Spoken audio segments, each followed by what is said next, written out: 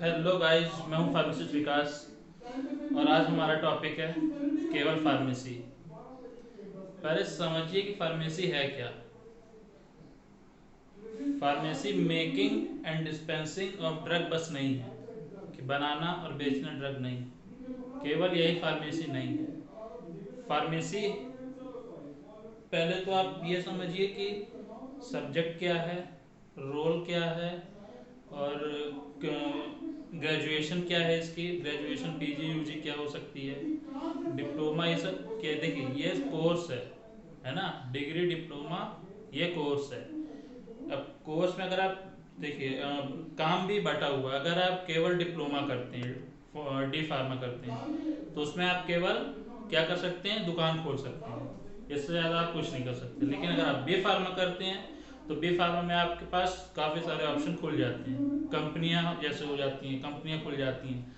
और मतलब company side जा सकते हो। मास्टरी की जैसे मान लिया केवल अगर अगर हम केवल यूजी बस की बात की है, केवल बी फार्मा की, तो आप जा सकते हो कि ये कंपनी में तो जा ही सकते हो। शॉप भी खोल सकते हो। आप जा सकते हो टीचिंग में भी। टीचिंग में कुछ कॉलेजेस हैं, पेमेंट कम रहती है, पर वो आफ्टर ग्रेजुएशन उसी कॉलेज में आप पढ़ा भी सकते हैं। तो जरूरी नहीं है कि आप उसके लिए कुछ कॉलेज हैं वो पेमेंट वगैरह कम देते हैं पर रख लेते हैं। और क्या कर सकते हैं आप, तो और आप जा सकते हैं कि आप गवर्नमेंट साइड अगर जाना चाहें तो उसमें जा सकते हैं। हॉस्पिटल फार्मासिस्ट है, उसमें भी शॉप में जो हॉस्पिटल में जो शॉप रहती है उसमें आपकी ड्यूटी लग सकती है। और काफ़ी सारे रोल, काफ़ी सारे हैं। देखिए फार्मासिस्ट के रोल काफ़ी सारे हैं, लेकिन डिपेंड करता है कि आप कहाँ तक पढ़े हैं। पहले तो आप समझिए कि आप डिप्लोमा हटाइए, वो केवल दुकान के लिए, ठीक है। डिप्लोमा मैं तो चाहता हूँ कि मेरी अपनी राय है कि वो बंद हो जाए, जो डी फार्मा का कोर्स है। लेकिन अगर आप बी फार्मा कर रहे हैं तो बी फार्मा में अगर आपको और ऑप्शन खोलना है तो आप फॉर्म डी भी करिए। देखिए डी फार्मा अलग है, फॉर्म डी अलग है। फॉर्म डी करने के बाद आपके पास क्लिनिकल साइड के ऑप्शन खुल जाते हैं। आप जिस चीज़ के लिए अभी ये जो प्रोटेस्ट वगैरह कर रहे हैं, तो मैं इनके साथ हूँ, बिल्कुल मैं इनके साथ हूँ। क्योंकि भाई अब मैं पहले वीडियो बता चुका हूँ कि एक दो वैकेंसी क्या होती है। लाखों लोग हैं फॉर्म भरने के लिए, रोज कॉलेज खुल रहे हैं और 100 लोगों के सीटें हैं। अब बताइए उसमें एक दो वैकेंसी, हर जगह एक दो वैकेंसी निकल रही है, तो क्या फ़ायदा है उसका, ये बताइए। ये मैं पहले वीडियो में बात कर चुका हूँ। अभी जो हम बात कर रहे हैं वो है कि आप अपनी पढ़ाई पहले पूरी कीजिए। अगर आपको क्लिनिकल साइड जाना है, और हमारा वर्क ही क्लिनिकल साइड। आप लोग टीचिंग वगैरह, मुझे नहीं पता कि यहाँ पे एम फार्मा इतना क्यों कर रहे हैं लोग। हो सकता है कि पैसा, कहाँ पैसा एक इशू है। बिल्कुल मानता हूँ पैसा इशू है, उसमें थोड़ा ज़्यादा पैसा लगता है। लेकिन आप एम फार्मा करने के बाद 9-10 हज़ार की नौकरी कर रहे हैं, कंपनी में जा रहे हैं और टीचिंग कर रहे हैं। तो हमारी फील्ड तो यार क्लिनिकल है ना, दवाई से रिलेटेड है ना, मेडिसिन से रिलेटेड है ना, काउंसलिंग करना है ना, हमको भी तो पेशेंट से मिलना है ना।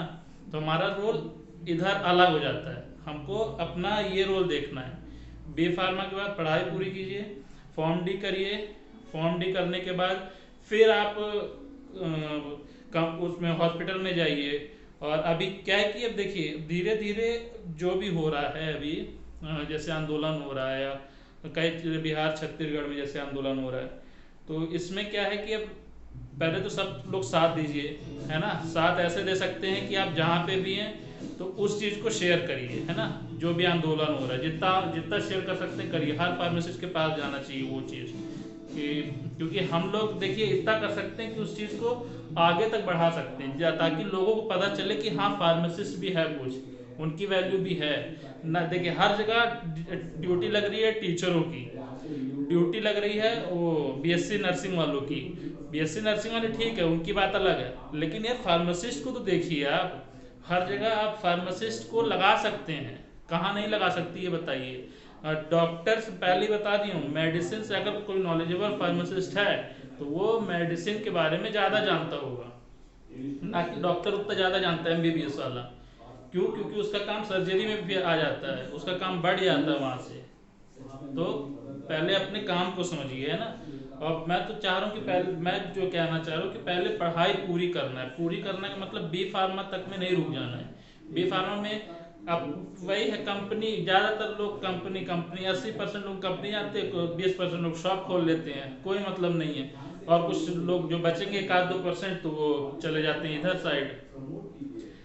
देखिए जो मेन है, तो हमारा वर्क है पहले पूरी पढ़ाई कर लेना है ना। यूजी हम लोग कर लिए, पीजी करना है, जो भी आगे पढ़ाई है किसी भी कॉलेज से।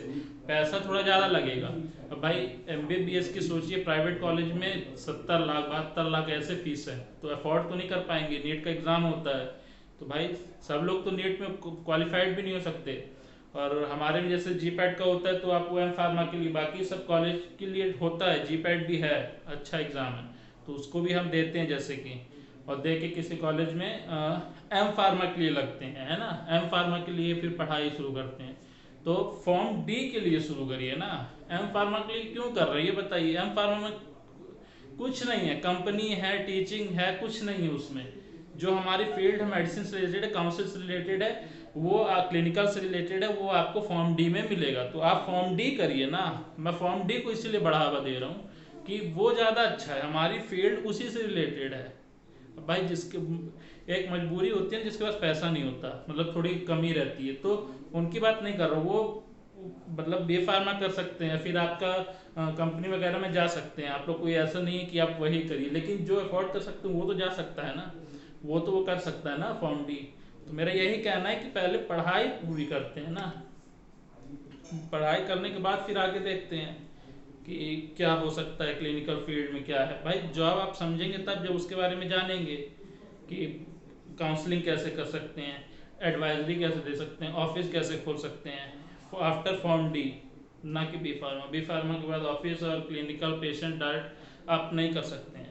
आप डायरेक्ट नहीं कर सकते हैं, आप प्रिस्क्रिप्शन दे के आप दवाई दे सकते हैं, पर डायरेक्ट आप काउंसलिंग नहीं कर सकते हैं। उसमें आपको डायरेक्ट पेशेंट की काउंसलिंग कर सकते हैं फॉर्म डी के बाद। तो हर चीज़ के अपने नियम है, तो आप पूरा करिए पहले उसको, फिर इस पे आते हैं, है ना। तो पहले हमारा जो काम है वो पूरा अपनी एजुकेशन को पूरी करनी है। ठीक है, थैंक यू सो मच, जय हिंद।